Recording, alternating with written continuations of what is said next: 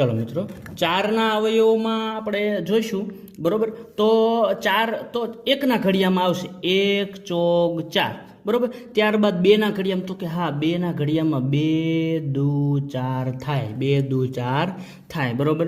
त्यारबाद त्रणना घड़ियामां तो के ना त्रणना घड़ियामां ना आवे, त्रण एका त्रण ने त्रण दू छ थई जाय बरोबर।